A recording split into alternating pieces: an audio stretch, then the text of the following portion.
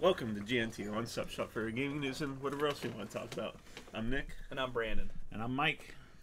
Today we're going to start off with Star Wars Battlefront 2, coming out for most people tomorrow. But what if you got the edition you got? Deluxe. The deluxe edition you got it Tuesday? Yeah, I got Tuesday. So have you played it? Yes, quite a bit. What do you think? Finding out I'm terrible. I'm trying to. I think the graphics are good. You know, I'm having a hard time. I don't know, competing in it. So now there's been a lot of talk about unlocking the characters and how you do that and how long it takes. So right from the beginning, can you only play certain heroes? Like yes, yeah. Okay. They have probably about, I won't even say it's half. They have maybe about half of the characters locked when you first get in, and then whenever I was first reading about the game before I got it and heard how many credits they wanted to unlock it, I thought it was completely ridiculous. But they did lower it, and I've been playing for maybe just a few days now. I unlocked Luke Skywalker, so it's not too bad right now as far as unlocking. Yeah, that's what they said they were going to put an update out to reduce it. I didn't know they had already done that, but so I mean, a lot of people were reacting negatively, but I mean, if it's just a matter of playing through the game to unlock the characters, I don't have that much of a problem with it. I mean that's a lot of games. I mean, Call of Duty, you have to play through to unlock the guns. It's like, I don't mind that. I think in this instance, though, I was watching you play today, and and you were playing, and it kind of seemed like you got to the point where after that match, you were kind of not disgruntled, but it was, you were having difficulties playing, and then you realize, oh, hey, I unlocked enough to unlock Luke Skywalker, which now you'll have incentive to play, more, kind of continue to play. Now, if you were a diehard Luke Skywalker fan and you got done playing that match and then you realize that you're only a quarter of the way to getting him, you might be less likely to come back. And I think the problem is, and I noticed this a little bit, a lot of different people had multiple cards and a lot of different cards whenever you were playing. And it goes back to that whole microtransaction thing, or pay to win, so to speak, that they say is really present in this game. And it's a catch-22. I think that the whole microtransaction thing across all developers is getting out of control. And one place, here it's really bad. Another place that it's becoming more prevalent is in Assassin's Creed. I know we were just talking about this a little bit ago about Assassin's Creed, but I don't know if they're going to do it every week, but the past 2 weeks they've unleashed a new armor pack, and this week they unleashed a new one, but it ended up being, it's going to be $15, and you get a new outfit, a new mount, and a few new weapons. That's pretty excessive. And and this is for content that's arguably already in the game. I mean, you're not, and I think that we're getting to the point where these developers are, yes, it costs more to make the games. I understand that. The player demand for a better game is never ending. But there's a happy medium between that, giving the players that, and at the same time not look greedy. And I think that we're bordering. We've probably crossed the border of it seeming like these developers, they're not content with just getting your $60 that you paid for the game. They want double that or more for you to fully enjoy that game, and I think that's wrong. And to that point, design director Dennis Randval said, I'm sorry, this is Lewis Ward, research director at IDC Gaming, said, he's talking about loot boxes, but I think it applies to this too. The loot box system makes too much money for it to stop. Games are becoming services, where the launch of the game is just the beginning of monetization, and the big money is having a large community that keeps playing year after year after year, and keeps putting money back into it. So that's where the money draw is, I think, for a lot of these games that go after that. Well, it's like we talked about it with Fortnite. Fortnite is the regular game, not the PUG copy that it is now, but the original game, the tower defense game that it was really a pay to win game, and yeah, you could play it and not pay and enjoy it to an extent, but you'd have to grind like hell to progress into the story. And that, to me, I mean, I spent a lot of money. I paid to be in the early beta, which was that, what, $60 is what we paid for that? I think so. Yeah, so we paid for a full price game to be in the early beta. And then you pay, I mean, we were paying, I think, a little too much for the currency to buy, like, the llamas and stuff, because I'd spent quite a bit. I bet you I spent another $40 or $50 in that, and I didn't get that far. You know what I mean? It did get me further ahead, but in the whole reality of things, it didn't get me that much further ahead. And it's kind of one of those things where it's kind of frustrating, and it's to the point where I'm not playing that game anymore, because, you know, at the end of the day, how much money, if you feel like you can invest money and get further ahead and continue to have fun, then it's not bad. But whenever you get to the point where you're investing the extra money and you're not getting that far ahead, and you just see yourself having to invest more money, you cut your losses and you walk away from that game. Yeah. And it's to the point where, you know, unfortunately, like I said, all these games are doing that, and it's kind of like, you know, come on, I get it. You're making that game to make money, but you're also doing it in service to the gamers and to the whole gaming community.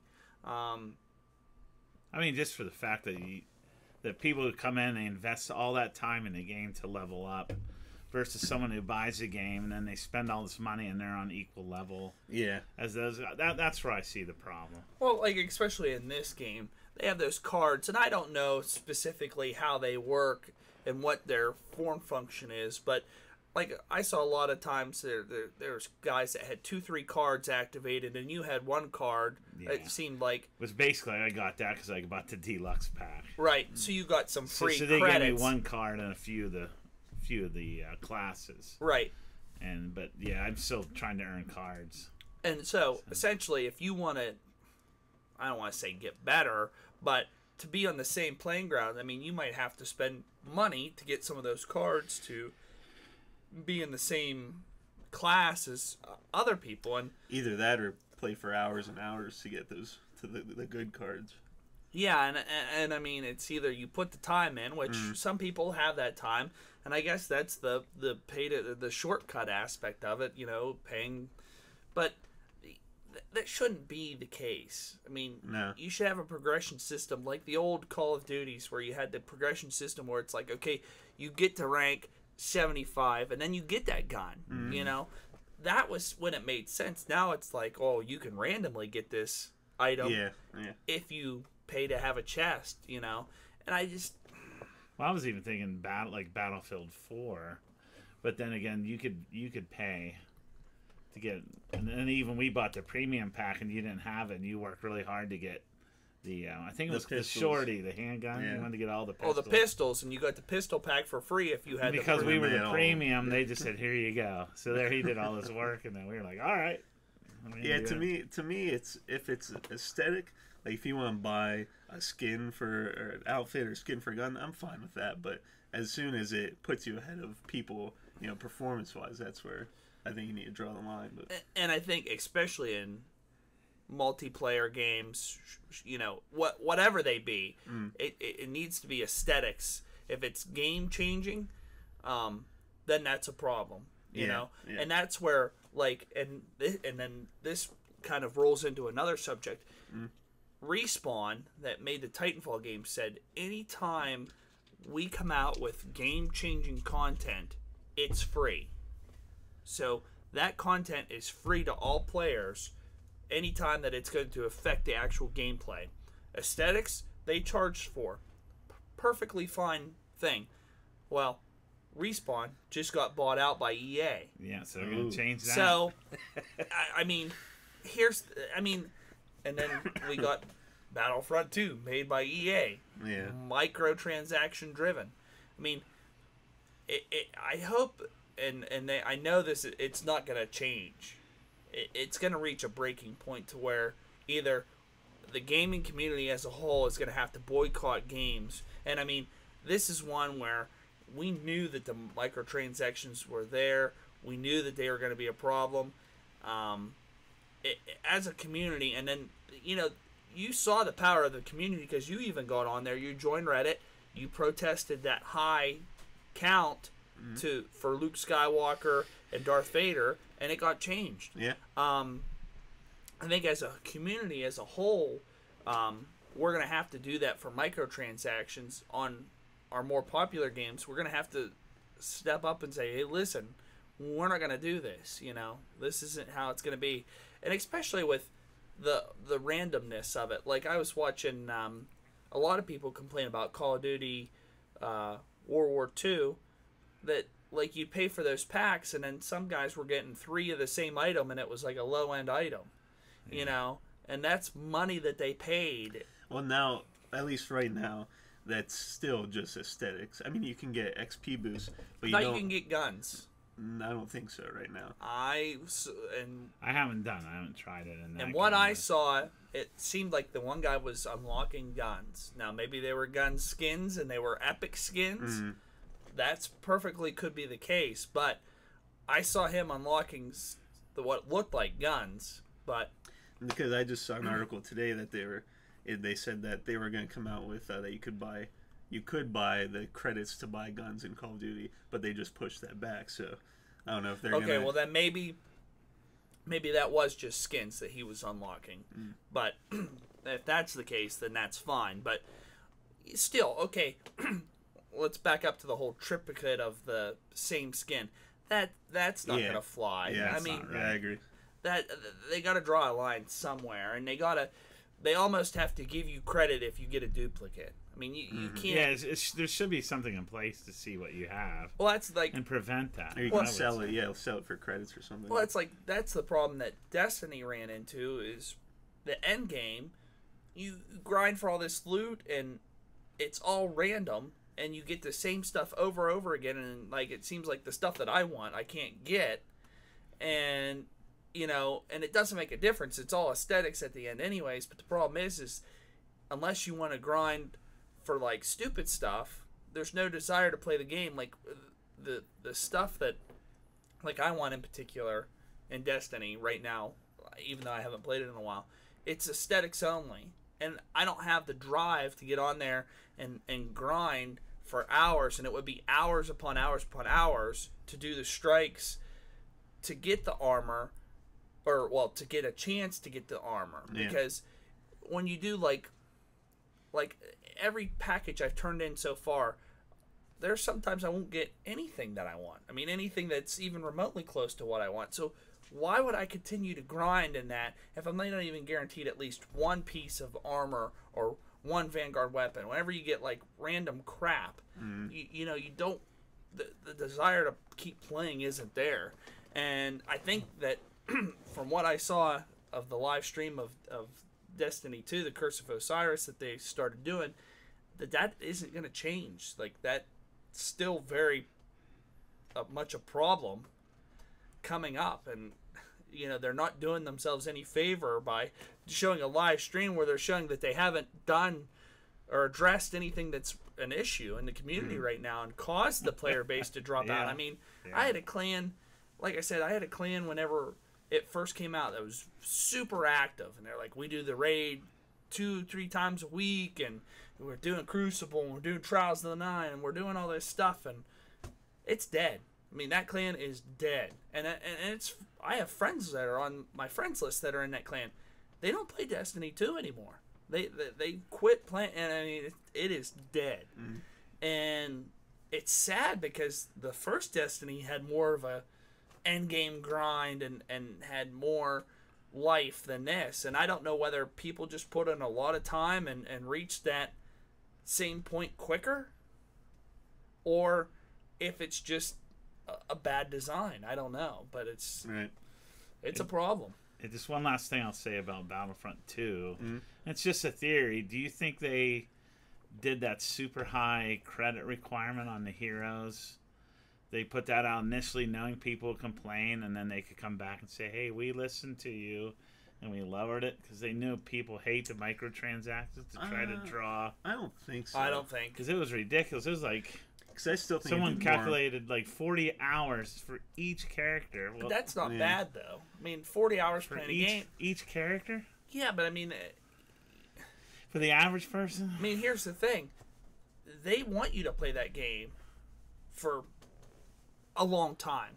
They want you to play that game for 40 hours to at least to get... I mean, my thing is okay, if you've reached the goal of getting Luke Skywalker, let's say you play 5 more hours tonight, and that getting Luke Skywalker does nothing for you.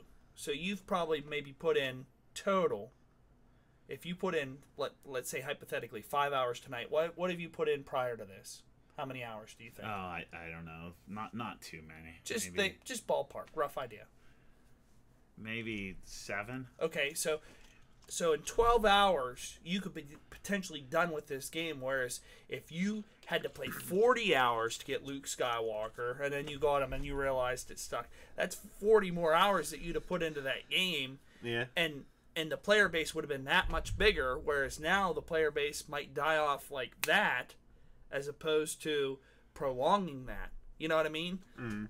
And I think this whole situation did more harm than good.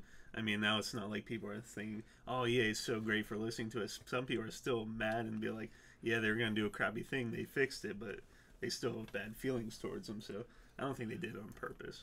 No, I don't think it was by design, and I still don't think it did them any favors by lowering it. Not to say that they should have kept it the same, but I'm saying it's just a poor design.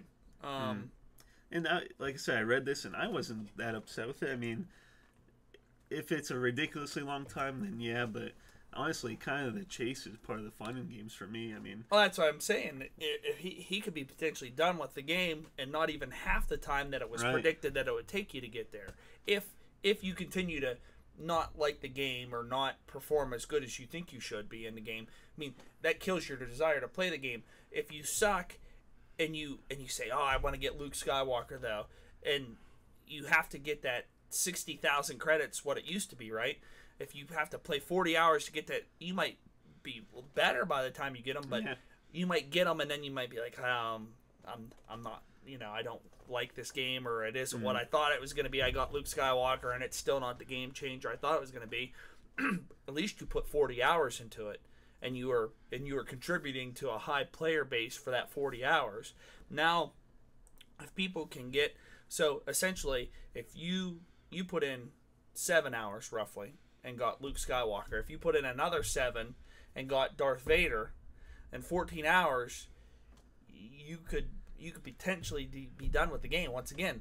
Whereas they originally you'd have been at like 80 hours. So now you've cut that time down, and to what end? I mean, if you still decide you don't like that game, you could be, their player base could drop off. I think it was by design that they wanted that number to be big, so they kept players playing as long as they could for that grind to get that, the Holy Grail, or, Luke Skywalker. But now that that's not there, it's kind of like they might have messed up on their end and really, We'll see how long people play. One thing that I'm thinking about too, and I hate to keep extending this. No, I mean this is. But that's one problem I saw too. Is it didn't matter where I finished up, and I'm bad because I'm just not that good at it. It's not the game or anything. But it didn't matter if I finished at the bottom or the top. The amount of credits I got wasn't a whole lot of difference. So oh, really?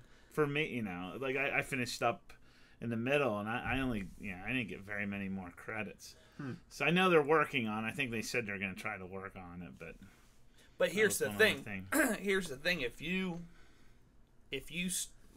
at the bottom of the list, if you're like just absolutely no good, bottom, and so every game you get 50 credits, let's say, this is all hypothetical, you wouldn't stick around, because if it took you forever to unlock stuff, you wouldn't stick around.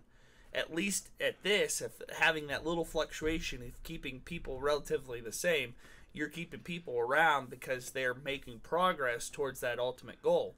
So if you have a shitty round, or if you have a half decent round, you're making close to the same, you don't feel as bad whenever you have a crappy round because you're still making close to the same amount. But if you were making 50 whenever you sucked and you made 500 whenever you did mediocre, you'd want to, if you didn't do mediocre every time, you'd get frustrated because you're getting such a low amount.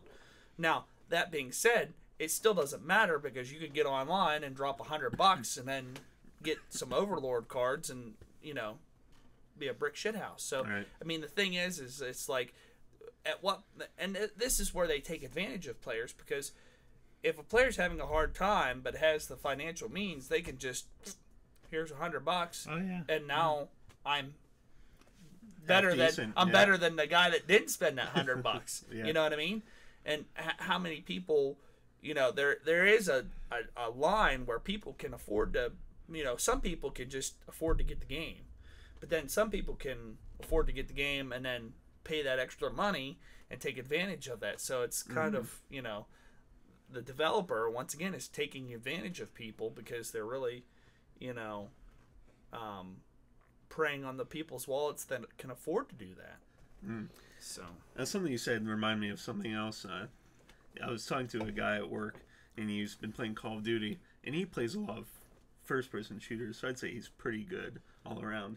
And he said that, because he said, you know, I'm bad, but it's not the game. But he was saying he has bad rounds, and he thinks it's Call of Duty because, and I don't know if this is true, but he said he'll have games where he's like 20-10, 20-7, and then all of a sudden he'll have a game where he's like 3-10, and he's like, I think there's something wrong with the servers.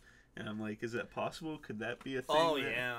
I mean, that's always been, and I don't know how World War II has their servers set up. Some have peer-to-peer, and I know there's all sorts of different types, and that can affect your performance. And I know that with games like that, it's hard to have dedicated, it's hard to have that, like, I don't know if they could have all dedicated servers, but I don't know if how they do their servers on that. And that'd be an interesting thing because there is a big difference on how they handle the servers and the effect it can have on individuals' performance. Because I know, I think this was on Titanfall 2, that sometimes, this was right after I got my soundbar, and I was it was interfering with my Wi-Fi on my Xbox. And it was hard to play, but it was like an advantage because I would be I'd be laggy. So people be shooting at me and I'd have moved over and my shots count. I'm sending shots in the same direction and they're sending shots to wherever they thought I was. And then they, you know, they're like, oh, I landed 50 shots on that guy and he shot me 3 times and I'm dead. When in actuality, they landed maybe 1 on me and I landed 12 on them, you know. Yeah. And you could see that it was making a difference, but, you know, that's how they, you know, it definitely affected it on that. Now, I don't know if they've changed their servers since then or they still have their servers like that, but I know that servers could definitely have an influence on that. And since then, I have fixed my connection, so I'm not still... Say, how do you get that connection? Because I need help, you know. I have the same soundbar, so... You just turn it into Bluetooth instead of... All right, I'll do that and make it slow Bluetooth mode. Yeah.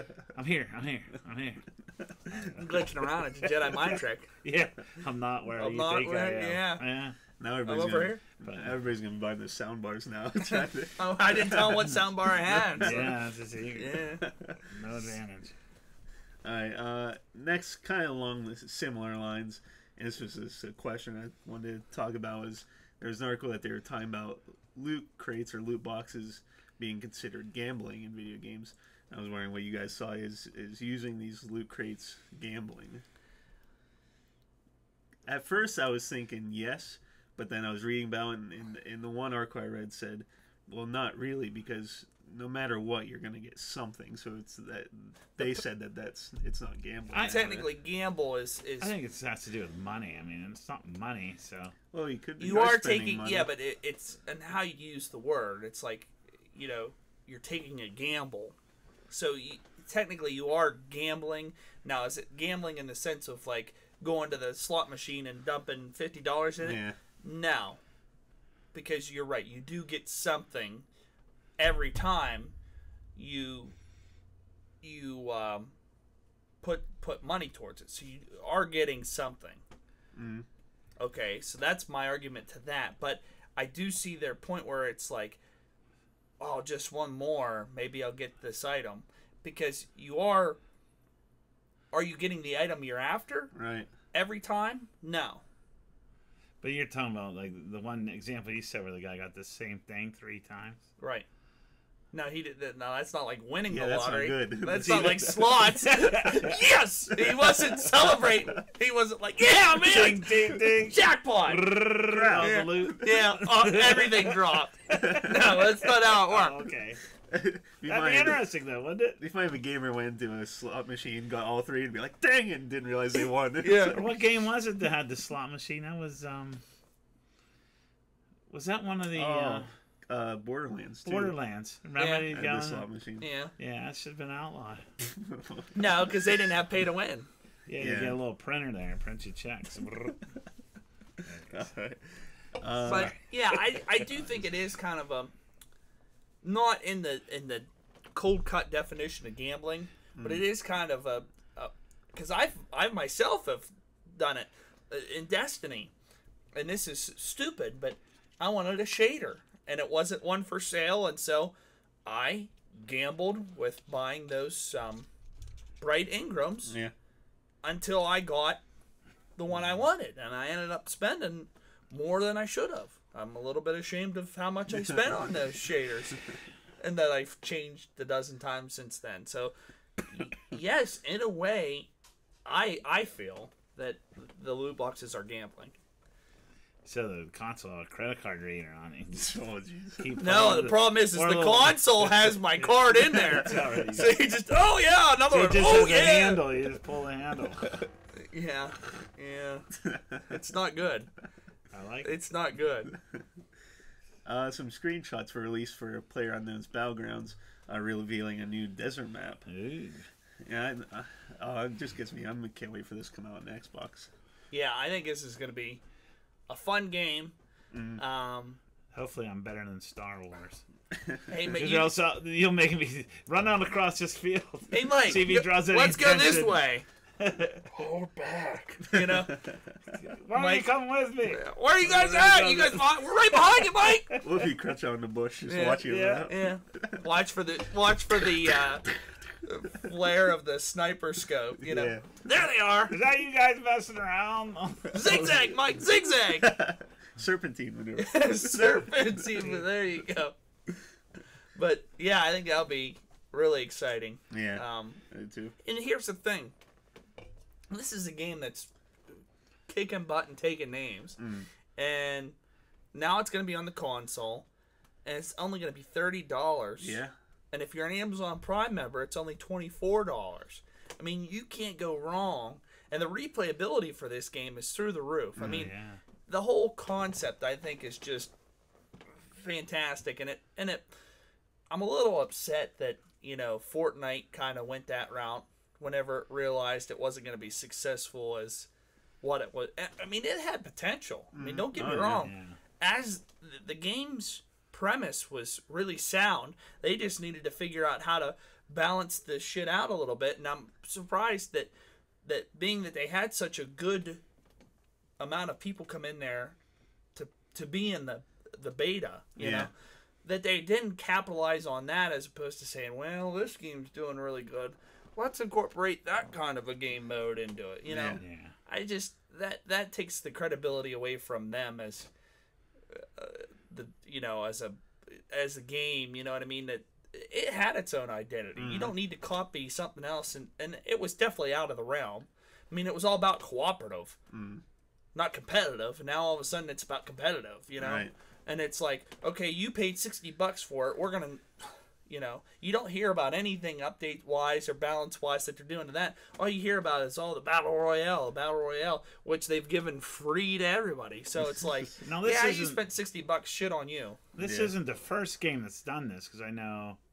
What was that one zombie game we played? H1Z1, H1Z1 had a mode. which the guy that made King of this the Hill? worked on that. Oh, so, okay, so he's... But the problem Had with a connection. H1Z1 was is Yeah. there was a competitive factor there. So I don't mind that they incorporated that game mode into theirs, because you could even have the zombies. I don't know, are the zombies still in I there? don't remember them being I don't know. part of it.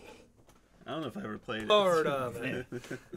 Yeah, I don't think they were in it. Part of the King of the Hill So- thing. Yeah. I don't think they were. Well, even at that rate, I don't mind that aspect of it, because like I said, there was a competitive aspect of it already in there.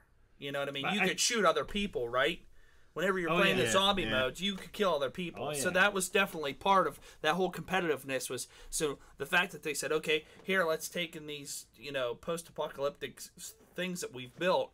Let's kind of do a similar thing with King of the Hill and having, you know, people fight each other to the end. Mm-hmm. I don't see a problem with that. But you have a tower defense game with all this randomness and stuff, and then it's like, oh, okay, let's make it a battle royale game. Yeah. That's like a where I have 180. I just think they just are hopping on the bandwagon and grasping at straws. Whenever if they'd have just put the work into refining what they had, I think they'd have had a really good game. I mean, Yeah, I think it could.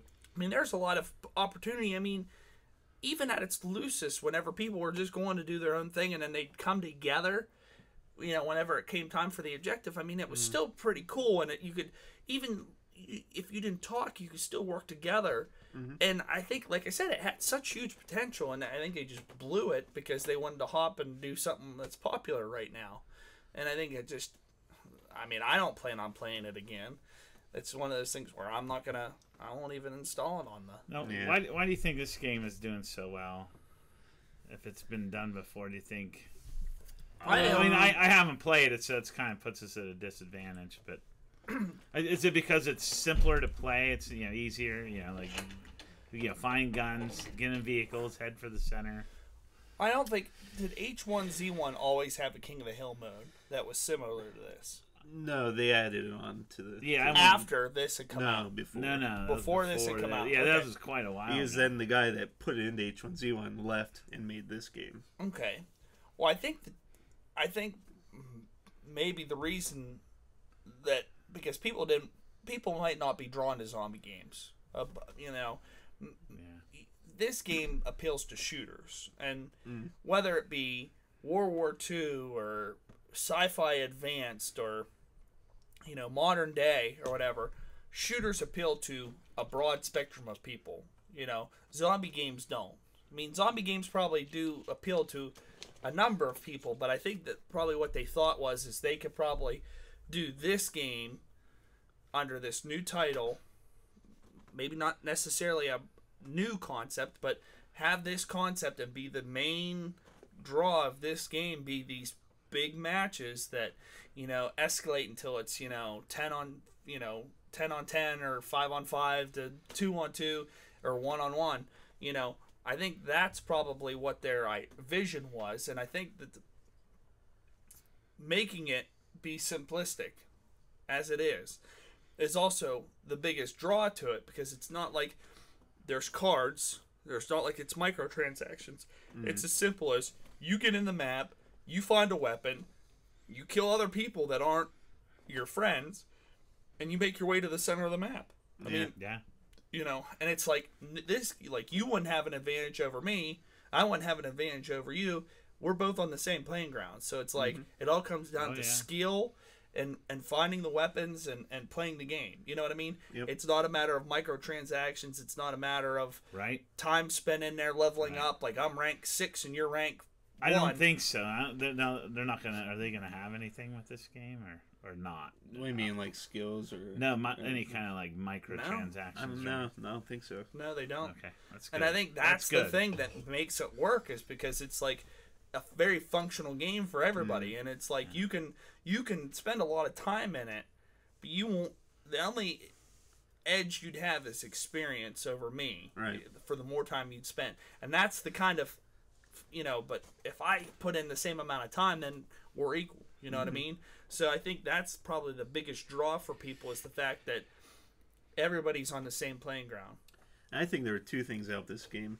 One, it's a 100-player match, which I think games are getting smaller. Battlefield, 64 players? It used to be 64 players, which I don't know if it's.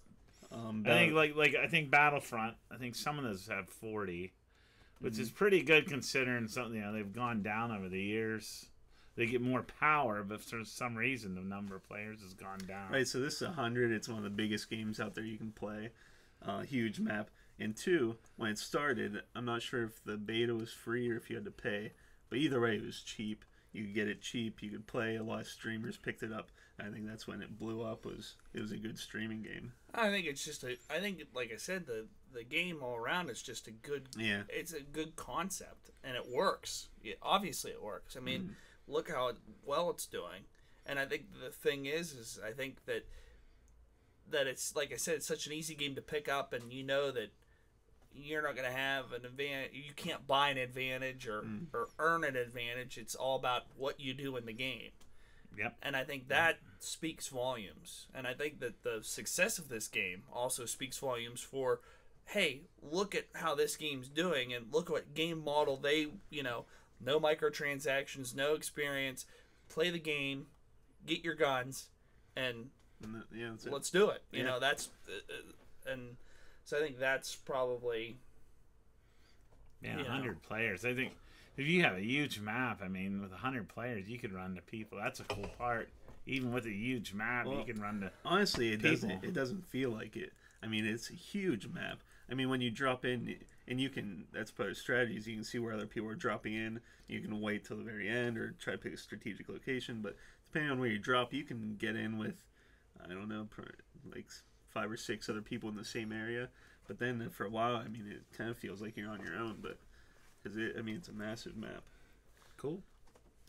Next we have Destiny 2: Curse of Osiris, which we talked about. There was a cinematic that came out recently. I watched it, and I liked the cinematic. I thought it looked pretty cool. Just the idea of, I don't really know what the story is behind him, but this guy almost looked like he was teleporting from.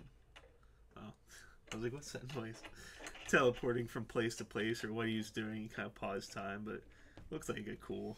It was Osiris, right? Yeah. Is that part of your? No, that's him. Oh, okay. Sorry. Didn't mean to be such a disparagement. Holy heck! Shut the show down. Shut the show down. Okay. We got some fire. Sounds like electric or something blowing up. Mike didn't pick up Destiny 2. Nope. Because he didn't have a good taste of the first one. Me and you picked it up. You played through the campaign, and then the need to grind wasn't there for you. Yeah. I grinded till I hit 305, and I played for a little bit after I hit 305, but the interest is just not there for me. I mean, even like last week, the weekly reset happens on Tuesday. I bought the treasure maps and was going to go, and I did some of it, but I didn't even earn all my weekly XP for my clan to get me an Ingram, because it doesn't matter. It's all aesthetics, and it's not. I know it can't be the item I want because I'm missing like 3 items. Yeah, it could have been one of them, but the chances are so minuscule after getting so many Ingrams and so many packages and all this stuff that I've just lost the desire. There's no desire to feed the grind. Right. There are other games out there that, just pique my interest now. And, we've said it time and time again. In a market so saturated with good games, if you don't have if you can't get your claws into people, you're going to lose them. And Destiny has definitely lost a huge amount of their player base. And, not that they really care, because they probably got people $60 for the game, and then however much for the season pass. But it's just kind of a shame, because it did have a lot of potential, and I think they kind of squandered it. I don't know what, I don't know.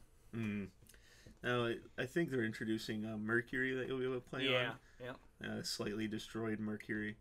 And then introducing raid lairs, which I guess are kind of like smaller raids with different bosses and levels. So, like the Leviathan was one that they're going to have a separate area, I guess, that you can play through. And There's doors on Leviathan, and what the rumor was was that these doors were going to make way for the raid lairs, so the smaller things. But the problem with the raid is they introduced the raid.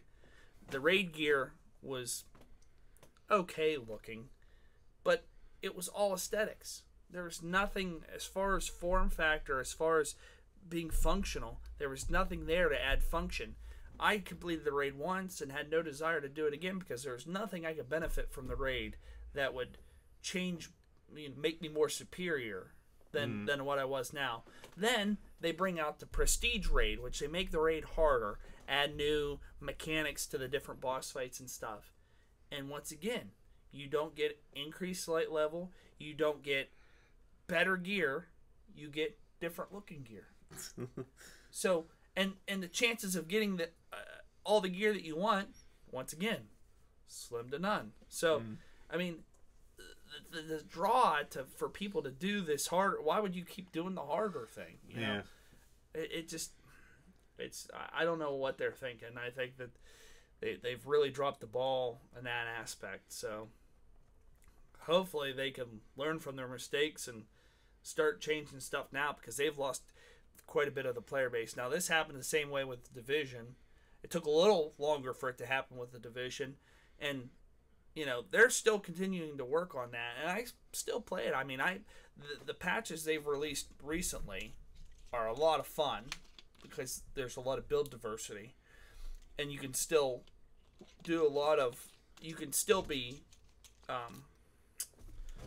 what's the word I'm looking for? You can still be contributing to the team, but trying something different, something that suits you, and they're really coming into the spot or the part where they're really getting that end game thing locked down.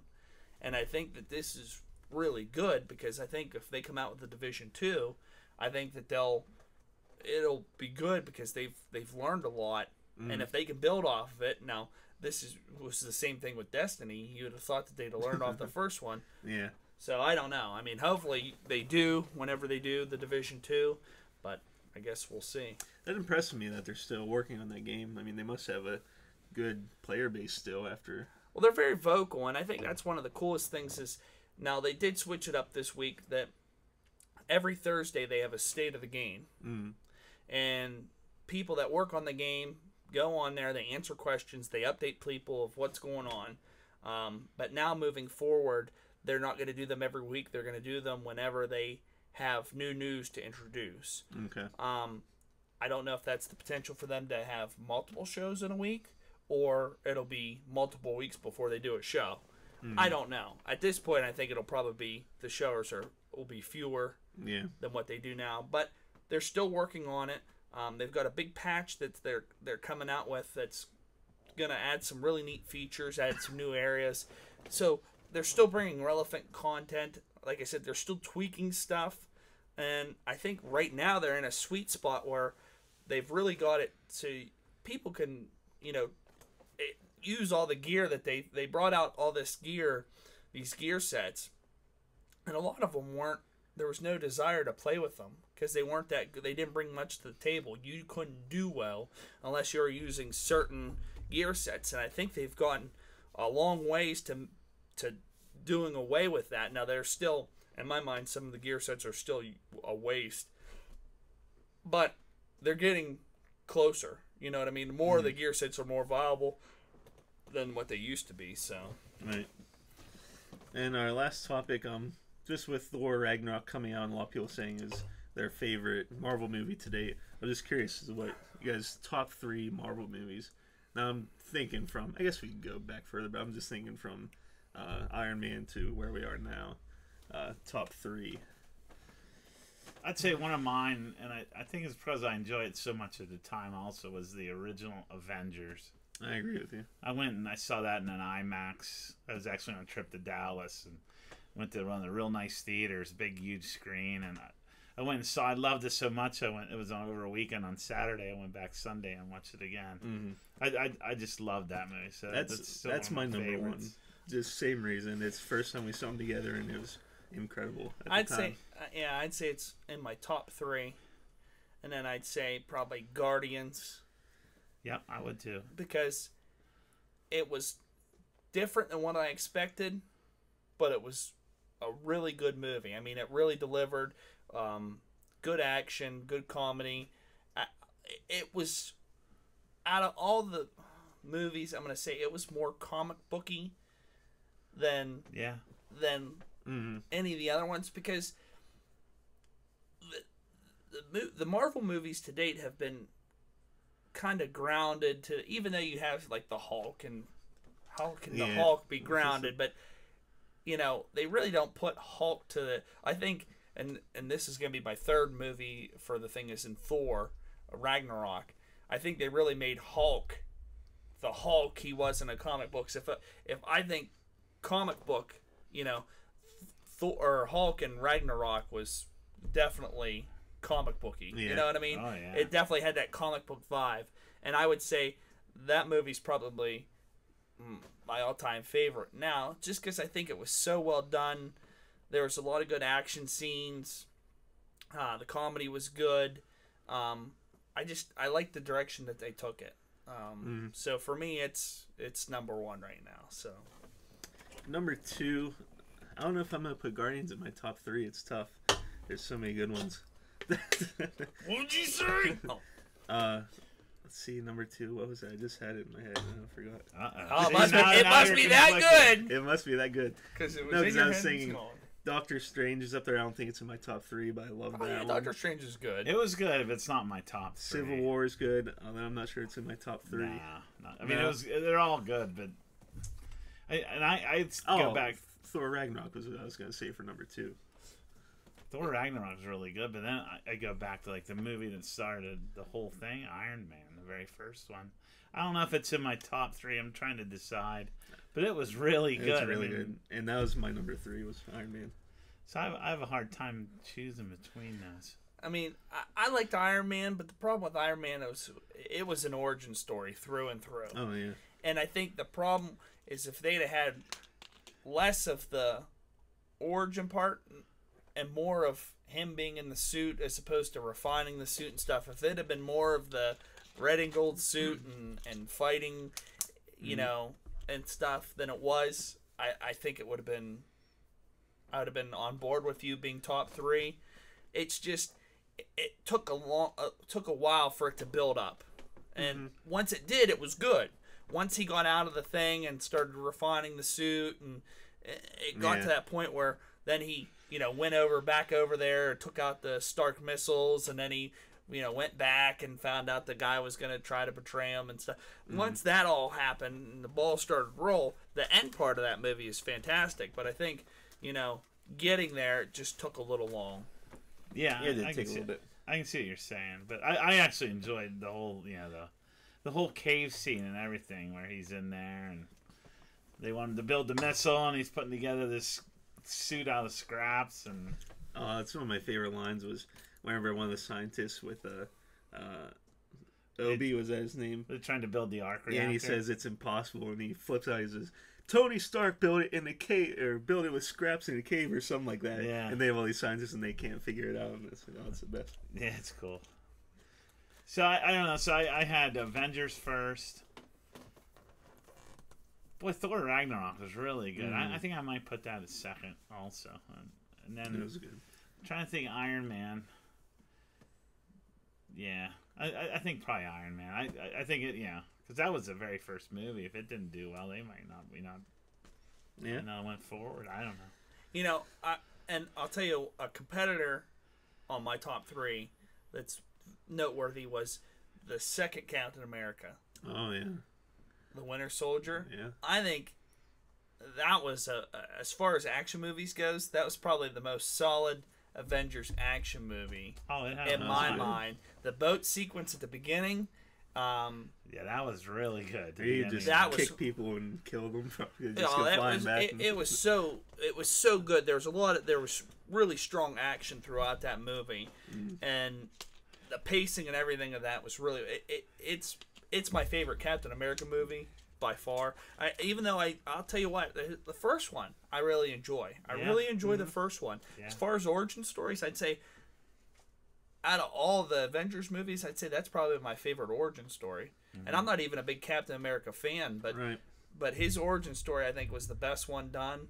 And then the sequel I think is by far one of the best action ones. Now, going against like Avengers 1 and Avengers Ultron and Civil War, and you know, they all have their merits as far as being good. I mean, obviously the culmination of all the different people in Avengers 1 and 2 and Civil War has a lot to do with it, kind of seeing those interactions and stuff. Yeah, I remember when Age of Ultron came out. Before it came out, I was so excited for that movie. After the first Avengers, which I loved so much, I thought this was going to continue. And it was good, but it didn't quite hit my expectations for some reason. I don't know if I can explain why. I think probably because it was, and I'm not going to try to speak for you, but I think the problem was the similarities to the first one, where you had all the people, you know, have all their strong suits, and then you have them conflict with each other, or there's rift in between the Avengers in the middle part, and then you have the resolve, which they come together. And... You know, I once heard that all movies are kind of like a 3-part play, where you have the introduction of characters, you put them in the worst possible spot, and then you have the resolution, whether it be good or bad for your characters, whatever. But, you know, it's one of those things where I just think that the plot of the second one, if they wouldn't have fought in the second one, if they'd have been getting along, and instead of you did this or you did that, it's like, okay, you did this, let's hammer it out, let's solve the problem. They kind of fought in every single one. Civil War especially, right? Like when they first met, and then they were mad at each other on the ship right before when Loki escaped. And then this not Civil War, but the Age of Ultron, they were mad at Tony and they were fighting. Well, that's what I mean. I mean, it just seemed like they kind of like having a third Death Star. I mean, do you really need one? Sure, no. we need more. No. But what I'm anxious to hear about is what you guys thought of this week's Walking Dead. I actually really liked it. I mean, that's not surprising. No, and I've been reading reviews of each one so far, and they've been negative up to this point. But this week, I think was the first positive review I read for the episode. Now, I don't know where you read your review, but the one I read was not good. I read Forbes. Oh, I see. Sophisticated. I read Forbes reviews. I was reading the Forbes review, but that's a higher level for me. No, I've been reading theirs each week, and they've been crapping on. And this week they're like, "Hey, it was actually pretty good." So, where should I invest my money this week? I'm not reading that. I don't know. I thought it was okay. I didn't dislike it, but I really thought it felt like a classic Walking Dead episode. That there's some I think back to different seasons and that stick out. And I think this will be one of those ones that sticks out to me as really enjoying it. Did you like the chase scene? Oh, I love that. Yeah, that was kind of cool. Yeah, that was cool. They have any green screen? No, we looked at that. I didn't notice because we watched that episode before. The hallway. Yeah, but the hallway kind of looks like it could possibly be a green screen, but there's steps right there. My problem isn't him coming. It's once he gets to the end of the hall, that shot looks like they did a retake or something and green screened him in there. Oh, that's my. It's not the whole coming forward. That part looks fine. I mean, it's really a hall. He's walking down it. He's opening doors. It's once he gets to the end of the hall that it just does not look right. If it's not green screen, I would be shocked. Need someone walk through the sandwich, huh? Okay. What are you filming? We're not gonna cut. We're not gonna reshoot this whole scene. We're gonna set the screen. No, but I don't know. You know, I mean, my problem is like I said, you're getting to the point now where you're having all these, same way with the video games, you're getting more AAA content as far as TV shows, sitcoms. I mean, now, this is not necessarily a good example, but you have the Game of Thrones. Now, Game of Thrones is on a HBO, which you have to pay to view it. But the writing in that show and the action and the special effects, they're good. They've always been good, and they know that in order to continue to be good, they have to really put. I mean, the dragon scenes in season 7, where the dragon's burning horses and stuff, and everything's going up. They spent a lot of time and money on CG and stuff, and it paid off. I mean, you weren't worrying about, oh, that's green screen. You couldn't tell. You weren't even thinking about that because it was like it kicked so much ass. And the problem is whenever you have like The Walking Dead, as far as viewer count, has been doing phenomenal. So the money should be there for them to have. And it's not like the special effects is, you got to have zombies look good. So there's money you got to put in that, but you can't tell me that they couldn't have done a better job on the dump scene. Mm-hmm. Oh yeah. I mean, that's number one. Number two, you can't tell me that they can't. Like, I just can't believe that scene made it out. Like, it made it past the editor's booth. Mm-hmm. It's just unacceptable. I mean, it's a smack in the face as me as a loyal viewer up until that point to say this is the acceptable quality of the show that we've come to have. You know, we've gone backwards. I mean, I hadn't seen that poor of special effects from the explosion at the CDC, you know, in season 1. I mean, it's just like, I don't know. I mean, I think I know that the story's progressing similar to what it has in the comics, but I think that a lot of the charm that they had in the first few seasons, they've lost. And I don't know if it's because they've expanded the cast so much that they've got too broad of a spectrum, that before it was more focused and now it's too broad, or the fact that at the beginning it was the zombies, and I still think that to this point it should still be the zombies, be the main presence. And my problem is like, you have all these years where you would think at the beginning part of the apocalypse that stuff like food and ammunition and gasoline would be the stuff that was more readily available. And now you're looking at the tail end where it's years after the apocalypse has happened, or has started to happen. And you have these scenes where they're driving cars like it's no big deal. They're shooting bullets like it's no big deal. You know, the things that they made a point of, like, oh, we got to ration this, we got to ration that.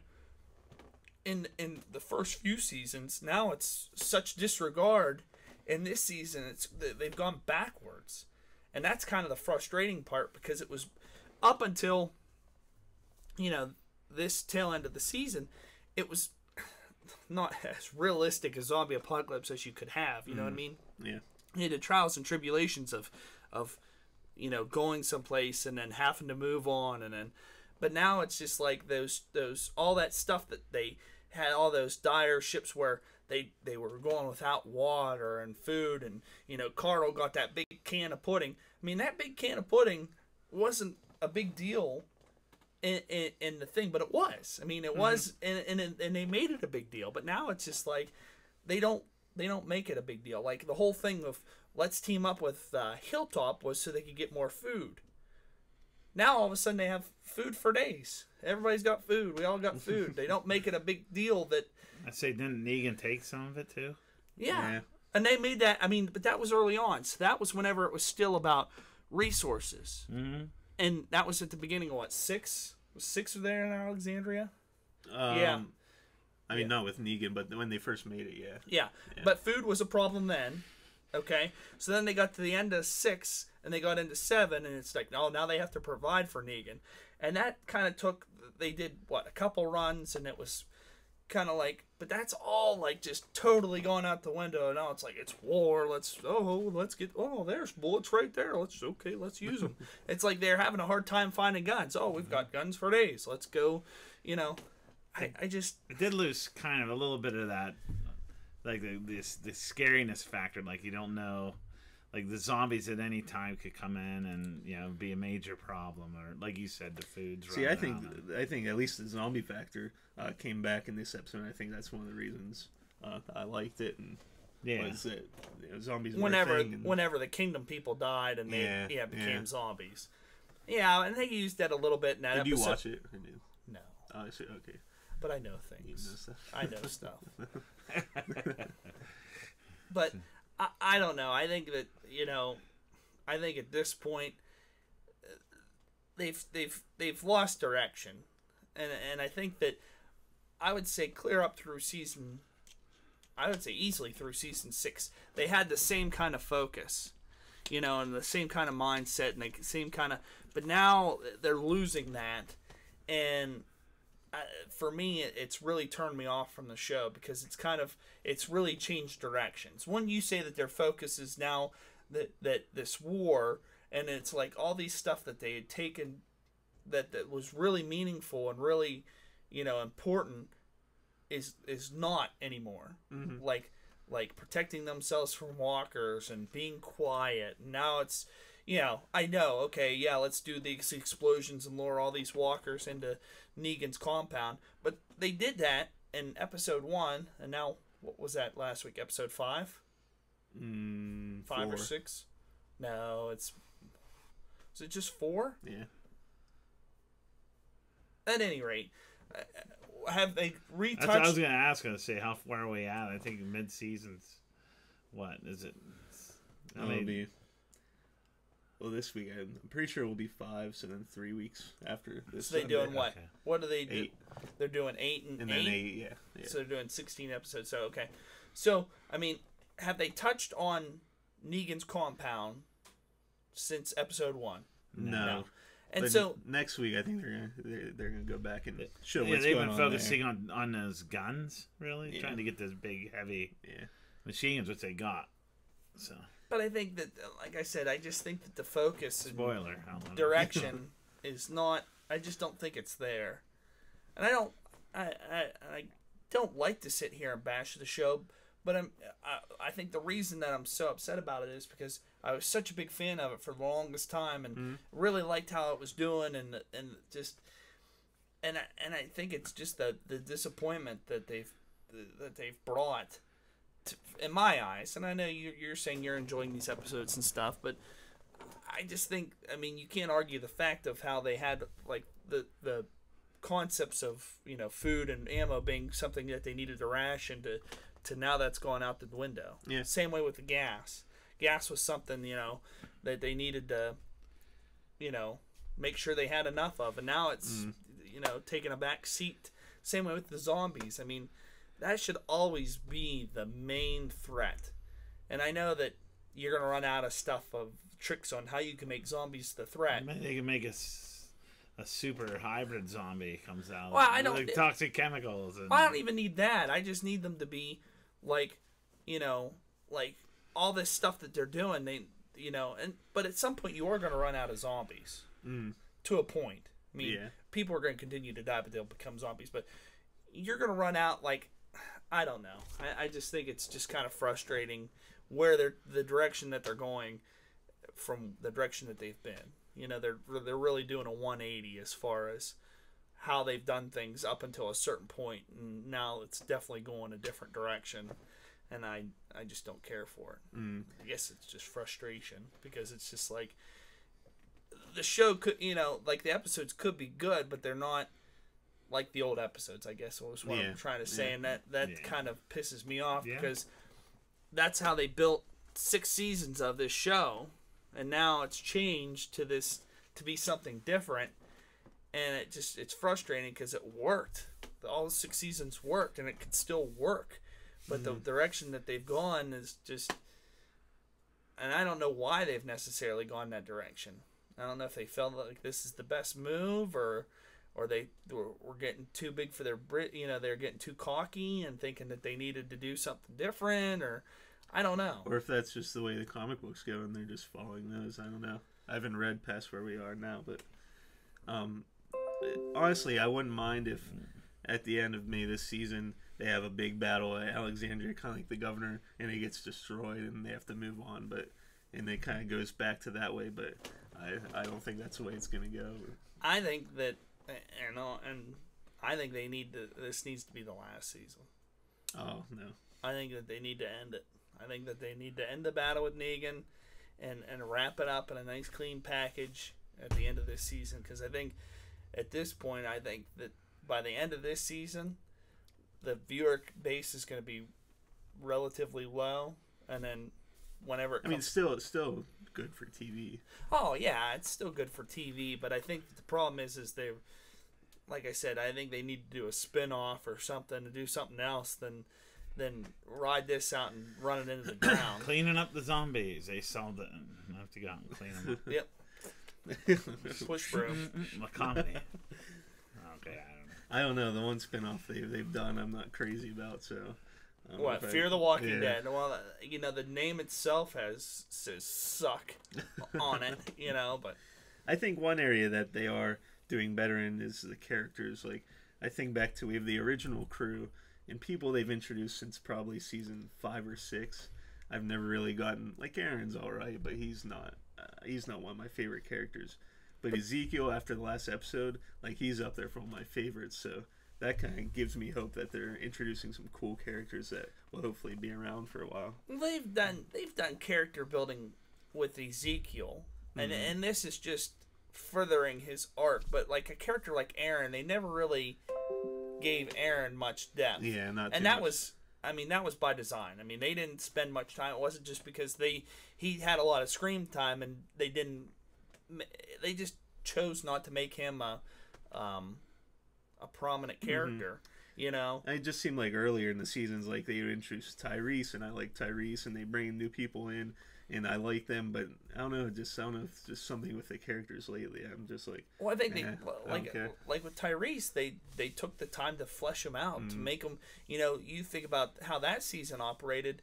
He went to the governor and was with the governor's place for a little bit, and then he went back to Rick's crew. So it's like he had an arc that you got to know him on and kind of see where he was coming from, and the trials and tribulations of he was running with those other two people, and then they actually had a falling out, so it's just kind of one of those things where I think they've got to the point where they introduced too many characters that they can't afford to give them their own arc or give them the attention that they need, and so they don't really flesh these characters out to the point where you give a shit about them, and now they're just, like, Aaron's boyfriend died, and it would have been back in the day you'd have really cared. Right. Well, like when Bob died, you really felt bad for Sasha because they had fleshed out Sasha, they had fleshed out Bob, but they, as much as they didn't do Aaron, they didn't do his boyfriend any. No. They really didn't flesh him out at all. I mean, it was a little sad because, I mean, you do like Aaron, but at the same time, it's like, but you it's didn't not really that big know. of a deal.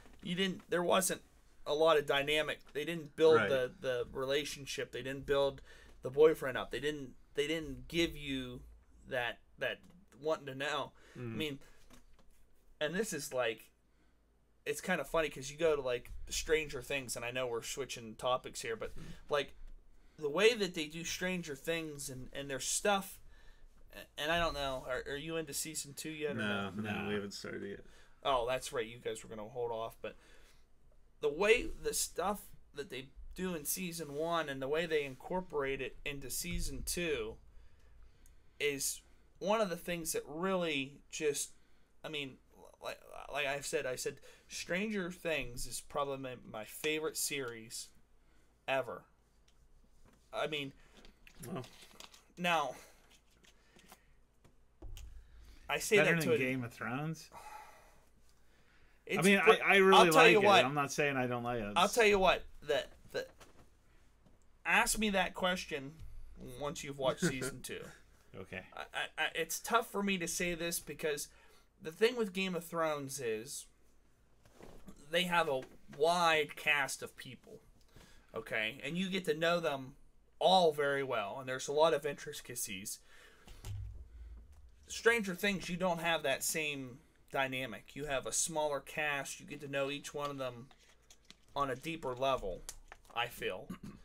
And so once season 2 comes to an end and you see how things play out and you see how they handle that episode, it really, I mean, that's probably my favorite episode ever of any show, was how they handled that.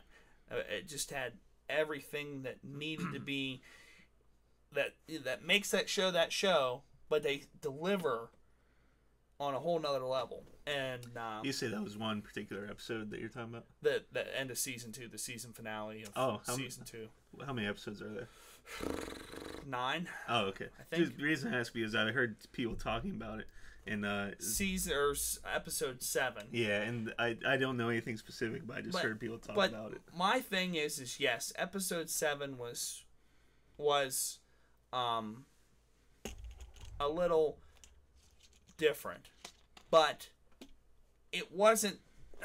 It was more disconjointed for some people than it was for me. It really didn't. I thought it didn't interrupt the flow. I thought it's because it's still contains the main characters in it. It's just it provides some. It broadens the spectrum a little bit, and I think that it wasn't what people were expecting. But I think what the problem is like you binge watch that show, or if you watch all of season 2, it's building up, and then you get to season 7, and some other things are happening. And you're like, I want to know what's going on here. You know what I mean? And I think that's probably the biggest thing, is because you're going, and then all of a sudden it's like, oh, what's going on? You know, and the whole episode is about this other part of it, but you know, it's kind of like, and then, but as a whole, I it didn't bother me. I knew that there was something about that episode going into it, but it for me, it still didn't affect it. But that's one of those things where that's my opinion, and I'll be anxious to see what you guys think whenever I'm you excited watch to watch it. And then tomorrow we have a Punisher coming out. And Justice League. And are you going to midnight see it tonight? You know it. You know I wouldn't miss Ben Affleck as Batman. Woohoo! Mike, are you excited? I need a change of pants. Okay, all right. That's fair enough. Fair enough. Yeah. All right. There's a South Park game, mobile game. Have you seen that? It's pretty good. I mean, it's a mobile game, so it's not as much to it as the console games, but it's a good game. I just, I ended up whenever I was done playing Xbox last night, I turned off the Xbox and Comedy Central was on, and there was a South Park playing, and their ability to handle stuff that's relevant today, and do what they do with it, and put the comedic twist on it, is so unique, and it's not for everybody. It's not funny for everybody. I mean, obviously there's people out there that would find it very offensive, but I mean, it's one of those things where you really have to appreciate the fact that they don't hesitate to address any topic. Yeah. I mean, and that's, they pull no punches, and that's, I think, that kind of the thing that I like about it is playing the Fractured Butthole is that there's just so much stuff, but it was all funny. I mean, even if like you made decisions, like even the context that they did it in, it was still funny. Like they could, like I can say there's a part where you got to go to the school counselor and choose what orientation you are, well, what sex you are, and whether you're transgender or whatever. And no matter what you pick, then you go outside and there's these rednecks that pull up in a pickup truck, and then they say, "We don't like your kind," and you're straight, gay, whatever. It didn't matter what you picked. We don't like your kind, and the one guy spits, and then you got to fight him, and it's just funny. And then they make stuff, and they say, "We're gonna kick your ass out of here," and and you're fighting them, and like just the dynamics of how the battle works is at one point I pushed a guy back, and he flew up against the pickup truck and hit the pickup truck and then died. And it was so funny because I didn't anticipate it. It was just such a little thing. It was just so hilarious because of the context of it that, you know, it didn't matter what you picked, you still had that same interaction. But it was funny because of the what you could do. And I mean, you know, that just speaks why. I mean, that's a game where it was like action based and it had a good, or it was an RPG based and it had a good RPG battle system, and you had fun fighting, but you also laughed. I mean, everything was funny, and you know, like everything. So, and you were telling me, isn't the microaggression guy there was? in it? He is. I don't know if he's a teacher or a counselor or whatever, but you have to meet him. So you meet him at this brewery, and he's going off on all these people about microaggressions, and then it actually becomes a thing that happens in battle. Enemy will say something, and if you hit it'll say microaggression. And then if you hit the button, then you go over and you get a free punch on them, and you can do damage on it. But it just happened random turns in the battle. And then the same way, you have the one kid's cousin. He wants to play with you, and you fight him a couple times and kick his ass, and then finally the mother says, you got to let your cousin play. So then from time to time he'll come in and he'll be like, oh, I'm here to help you guys out, and he'll try to do this attack, and then I'll end up like falling on his face, and he goes, oh no, I broke my nose again, and he's bleeding all over the place, and then he walks off. He does nothing for you. Or you'll be having a fight in the middle of the street, and a car will come, and you know, the people will be like, you got to get off the MFing road, and you know, and then the car goes past, and then you come back out and you continue to fight, you know. Game on, like Lane's Road. Yes, Game on. it is. Yeah, it is. It is so funny because it's just like, you know, it's funny. I mean, you know, movie I watched it's on Netflix. I'd never seen before. It was Spy Hard. Have you seen that? Was that Leslie Nielsen? Yeah. Oh, that was a funny movie. Did that come out after Mission Impossible? I think it was Leslie Nielsen, and was it Andy Griffith or something? Yeah, he's in it. He's like the evil guy with a claw or something. Yeah, his code name, or Leslie Nielsen's code name is WD-40. Yeah. His movies are funny. I always like the naked they're guns. really funny. He's basically the same person as the same thing. Yeah, it doesn't take much. Anything else? Nope. That's it. Yeah, that's it. Okay, well, thanks for watching. As always, check out our YouTube channel, SoundCloud if you want to listen to it on the go. It'll all be there. So